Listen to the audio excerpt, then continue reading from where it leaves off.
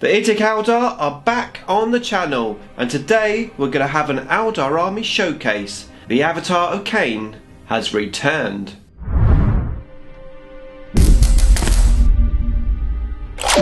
Nick speaking, and welcome to this video. Right, in today's Eldar video we are going to have a showcase of my painted army. It's around 5,500 points in total. Not the biggest army in the world, but a reasonable sized force. Now I've still got some units to paint and add to this army, but I'm really liking how it looks at the moment. So before we go table down, if you would like to keep up to date with the wonders of Warhammer 40k, not miss an Eldar upload, then please subscribe and hit the bell button so you don't miss a video. Right, let's go table down and have a look at the Eldar Craftworlds.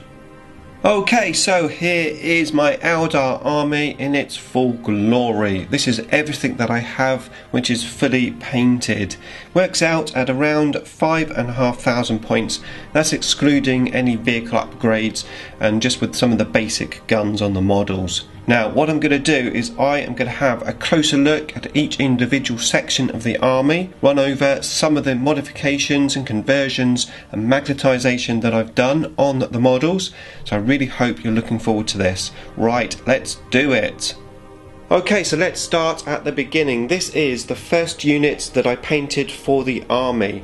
Now when it came to choosing a craft world, I didn't know which craft world to go for. I went through the codex. I really liked the paint scheme of the Vulcan, the green and white. However, my Necrons had a lot of green paint on, so I didn't really want to paint green. So I decided to exchange the green for purple, and I came up with my own craft world, the Eldar Craftworlds.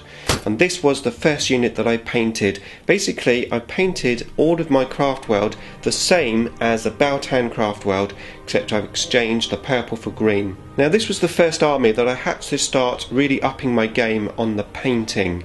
Previously I'd only really painted Necrons, and a lot of that was just dry brushing. So that guy at the front on the left there was the first ever face that I painted, and I'd done lots of new techniques in this army: edge highlighting, wet blending, dry blending, the lots. This is where I learnt all of my techniques for painting. Okay, so that's my 10 Guardians. Of course I've got the defense platform. I've got the scatter laser on there. That is magnetised, although I don't have all of the gun options painted. Okay, so here are my jet bikes. I've got 12 jet bikes in total. Of course these used to be a troop's choice and now they're fast attack. I've marked mine into either 2 squads of 6 or into 4 squads of 3. I've done this via the bases. So on the left hand side I've got 6 with rocks on the base. On the right hand side they've got no rocks on the base. Now of course you can upgrade the gun on all of the bikes now. You never used to be able to do that. It used to be 1 in every 3. I've got some shuriken cannons on 4 of my jet bikes, but I need to get these converted to put shuriken cannons on all of them. In a friendly game I'm sure people won't mind me playing them as if they all had the big gun, but of course it would be nice to have the actual gun on them. So that is something I need to get sorted. Now I have converted all of these bikes. I've taken off the original Guardian sort of one posed model that was on there, and I put some genuine Guardian bodies and heads on there. Tried to make them have all different poses. Some of them have their hands sort of touching controls, some of them are holding guns, some of them pointing, etc. So I'm really happy with these. I had a lot of fun painting them. It was quite hard painting the canopy, working out how I was going to do it, but I really enjoyed them. Okay, so next is my Vipers. I've got 2 squads of 2. Now just like my jet bikes you just saw, these are all magnetised on the bases, and also these are magnetised on here. The gun and the front gun is all magnetised. Now I have scatter lasers and shuriken cannons on there.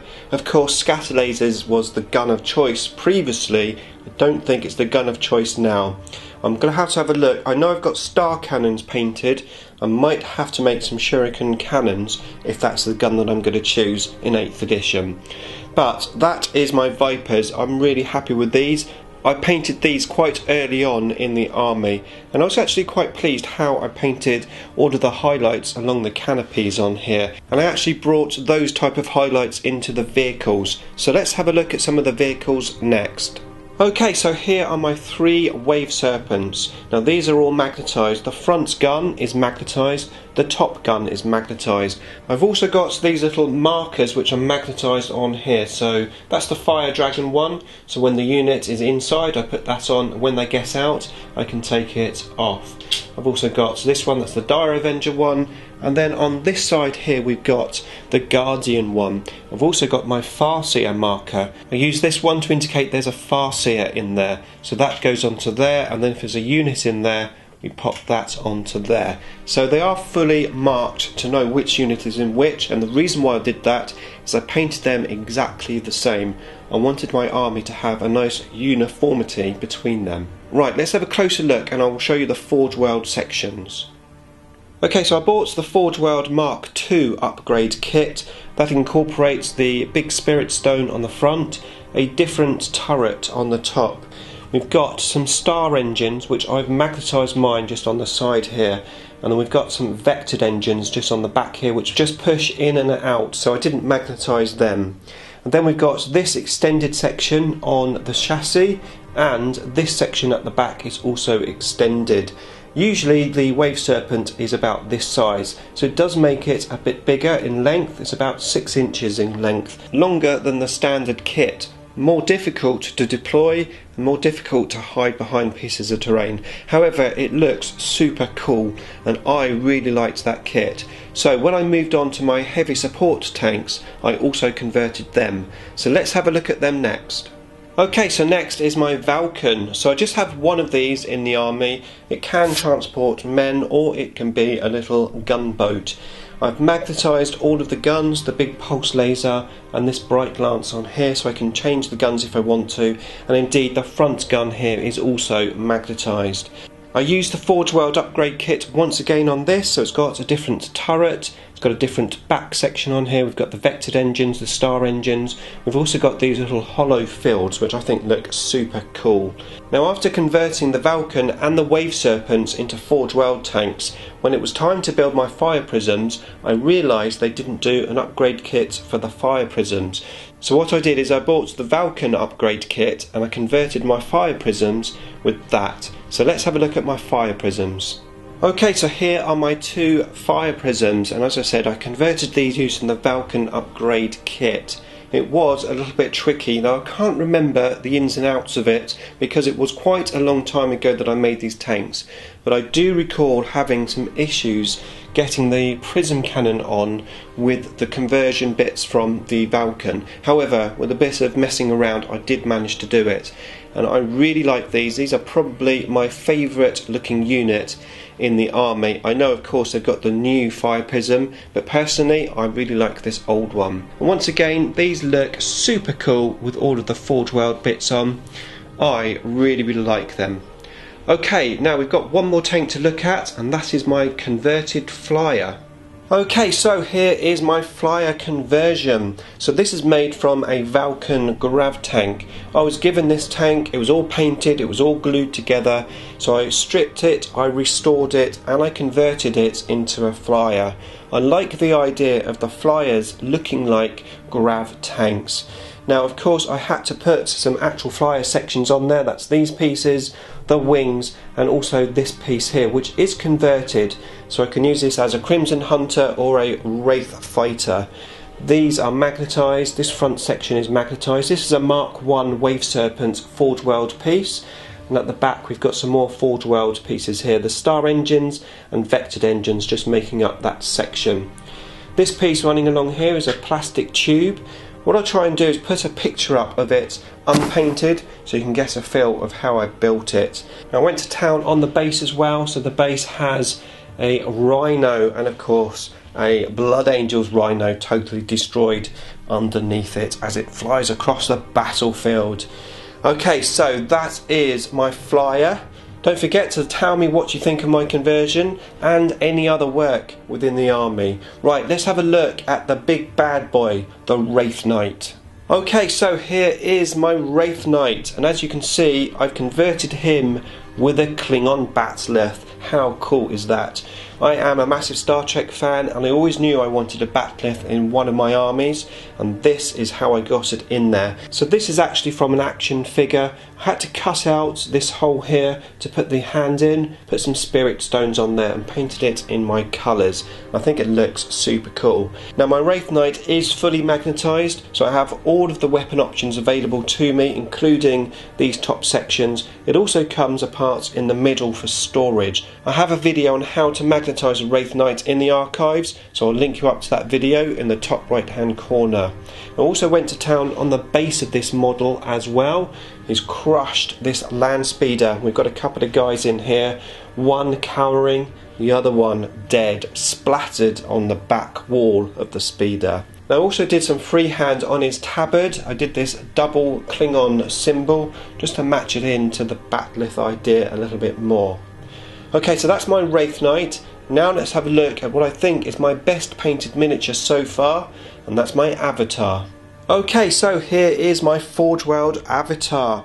I really love this model. I went for the one with the spear rather than the sword just because I think it looks super cool, even though it's only got a very short ranged shooting attack. I got the Eldar Craftworlds colours in there with the purple and white, and of course the molten lava. This was the model which I think just took my painting to the next level. Before I painted this, I was ultra scared about painting it. After I painted this, I got lots and lots of confidence about my painting. Now that's how he looks from behind. As you can see, that molten lava there. It took me about 41 hours to paint this model, but I had a lot of fun, and as I said, I learnt a lot of skills as well. I put him on that resin base there just to make him even taller and even more imposing. Of course, in today's standard, he's actually quite a small model now, but when I got him, he was quite big. Okay, so that's my avatar. Let's have a look at something else. Okay, so next we've got my 3 War Walkers. Now once again, these are fully magnetised. I've got all of the weapon options all painted up, ready to go. I've got the scatter lasers on there at the moment. That's how I used them in the last edition. However, I think I will be changing them up for a different weapon this edition. Really like the model. I think they look super cool. I do actually have an old school War Walker, which was very kindly painted up for me by one of my subscribers, Dunk 1978 Banker. So thank you, Dunk, if you are watching. So with that model there, I've got 2 units of 2 if I want to. Okay, so that's the War Walkers. Let's have a look at another unit. Okay, so next I've got my heavy support platforms. I've got 2 of these, and once again they're all magnetised. I've got all 3 weapon options available to me. I think these are going to be quite useful in 8th edition, however I don't know they necessarily fit my army style. They're not going to fit into the Sam Hun list, they're not necessarily going to fit into my mechanised list. So we'll see what I do with these guys in the future. However, that is them, so let's have a look at another unit. Okay, next is my Wraith Guards unit, and this is a fully magnetised unit. I can have Wraith Guard with both weapon options and Wraith Blades with both weapon options. Have made a tutorial on how to magnetise these guys up if you're interested. Now I managed to paint this unit up in a week. I remember I took a week off of work. I put in about 5 hours each day and I painted them all up in a week, which I was very happy to do. Okay, so that's my Wraith Guard. Let's have a look at another unit. Okay, so here are some of my characters. So we've got Aldrad. This is an old metal sculpt. I had a lot of fun painting this guy. A lot of detail on this model. And then we've got my Praying Farseer. I made this from a Nun GW sculpt and added some Farseer bits to him. And then we've got a female elf model, which I think was a Come On model. I put her on this cloud of magic. I thought that would be pretty cool. I'm not 100% happy with the smoke effect, but it's not too bad. She is magnetised, so she comes off of my custom jet bike, which I've done just there. And then finally we've got my Autarch on a jet bike.